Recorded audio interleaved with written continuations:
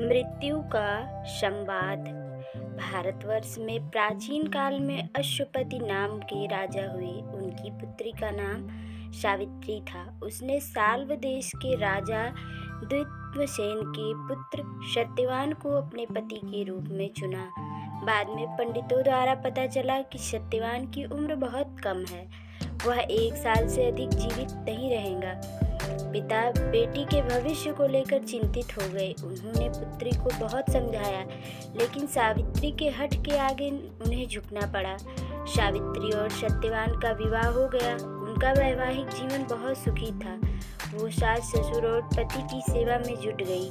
सावित्री प्रतिदिन भगवान से अपने पति के दीर्घायु की प्रार्थना करती। सत्यवान की मृत्यु का भय हर समय उसकी सुखी जीवन पर छाया रहता। देखते देखते सत्यवान के जीवन का अंतिम दिन भी आ पहुंचा। सत्यवान लकड़ी काटने के लिए जंगल जाने को तैयार हुआ तो सावित्री बोली, मैं भी आपके साथ चलूंगी। पहले तो सत्यवान ने मना किया, लेकिन जब सावित्री बार बार साथ चलने की जिद करने लगी तो उसे भी अपने साथ जंगल में ले गया। वहां पहुंचकर वह एक पेड़ पर चढ़कर लकड़ी काटने लगा।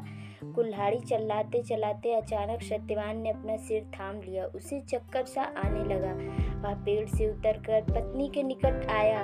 ओह, कितनी भयानक पीड़ा हो रही है सिर में। इतना कहकर वह मूर्छित होकर गिर पड़ा। सावित्री ने तुरंत पति का सिर अपनी गोद में रख लिया और विलाप करने लगी।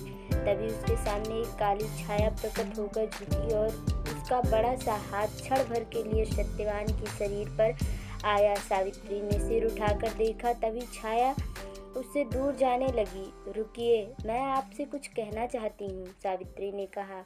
छाया रुक गई। सावित्री पास आई और बोली, क्या आप मृत्यु के देवता हैं? हाँ, मैं यमराज हूँ। लोग मुझे धर्मराज भी कहते हैं, छाया ने उत्तर दिया। प्रभु, आप मेरे पति को ही ले जा रहे हैं तो मैं भी आपके साथ चलूंगी, सावित्री ने कहा। यमराज बोले, नहीं, जिसकी आयु शेष है वो हमारे साथ नहीं आ सकता। सावित्री, तुम वापस चली जाओ, मेरा पीछा मत करो। लेकिन सावित्री यमराज के पीछे पीछे चलती रही। मृत्यु के देवता यमराज ने जब देखा कि सावित्री वापस नहीं लौट रही है तो सावित्री ने बोला, सावित्री, जो ईश्वर का नियम है वो टल नहीं सकता। तुम चाहो तो मुझे कोई वरदान मांग लो। सत्यवान के जीवन को छोड़कर कुछ भी मांग लो, मैं तुम्हें अवश्य दूंगा। सावित्री ने कुछ सोचा और बोली, अच्छी बात है। आप जो जानते हैं कि मेरे ससुर का राज्य धोखे से छीन लिया गया है, मैं सोचती हूँ कि यह इस अन्याय का प्रतिकार होना चाहिए। तथास्तु कहकर यमराज आगे बढ़ गया। कुछ दूर जाने पर उन्होंने पीछे मुड़कर देखा कि सावित्री अभी भी पीछे चली आ रही है। यमराज ने कहा, तुम चाहती क्या हो? यदि अपने पति का जीवन चाहती हो तो इसका विचार त्याग दो, क्योंकि ये संभव नहीं है। यम ना तो अपना वचन तोड़ता है, ना ही किसी का जीवन लौटाता है। अच्छा, तुम मुझसे एक वरदान और मांग लो तथा मेरा पीछा करना छोड़ दो, लेकिन याद रखना, सत्यवान का जीवन मत मांगना। सावित्री कुछ क्षण रुक कर बोली, मेरे ससुर का राज्य तो आपने लौटा दिया, लेकिन एक अंधा आदमी राज्य लेकर क्या करेगा?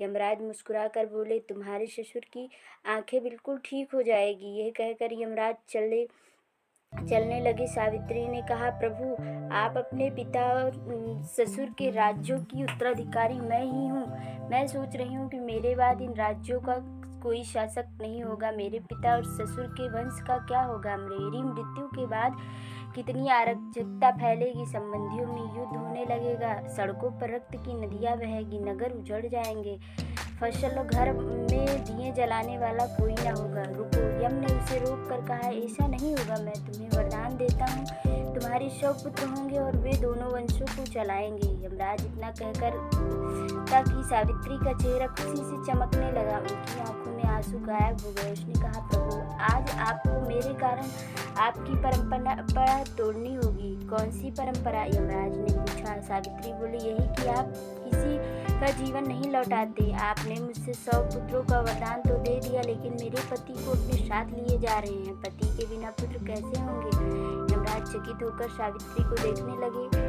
वे सावित्री के वाक जाल में फंस चुके थे। यम ने पतिव्रता सावित्री को मन ही मन प्रणाम किया और हार स्वीकार कर ली। सत्यवान आंखें मलता हुआ उठ बैठा।